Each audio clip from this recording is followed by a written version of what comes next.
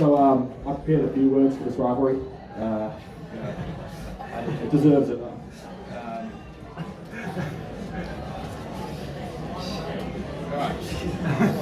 To paraphrase the late, great Red Auerbach, who coached the Boston Celtics the night of their 17 World Championships, the Creatures are not a basketball team, they are a way of life.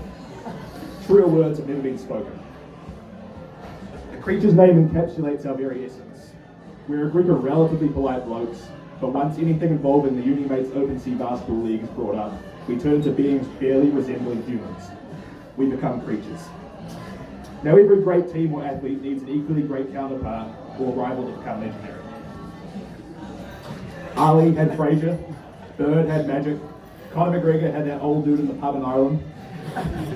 For the Creatures to become as legendary as we currently are, we need a rivalry equally as subhuman. A team who also values the Unimates Open Sea Basketball Championship over their own self-respect. We needed the Caesar Soggy Biscuits. After facing the Biscuits in 2019 and 20, I could tell this was no ordinary rivalry. Our encounters were filled with intensity comparable to only Game 7 of the NBA Finals. I realised that what we had on our hands was truly the Lakers v Celtics of Unimates Open Sea Basketball. Our two teams simply do not care for one another. It's a rivalry which has spanned generations of legendary players, including the recently retired Alfred Rodas. Along with me, the Creatures also have budding superstar Josiah Brown, the Eurostep king Ben Bowden, the indescribable Jimmy Mallett, Mr. Fundamental Scott Maloney, Circus Stop Maestro Dexter Brick, and George Timmings, the second coming of Dennis Rodman.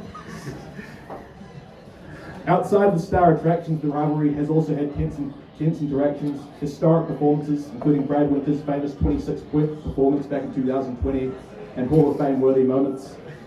So with the importance of this rivalry clear, I felt it was necessary to give birth to the now iconic Malik Harrison Memorial Championship belt.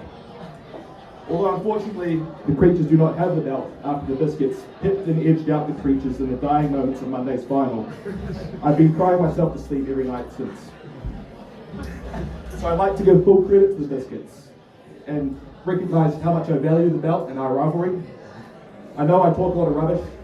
I heckle players from the sidelines, set dirty screens, don't shake hands.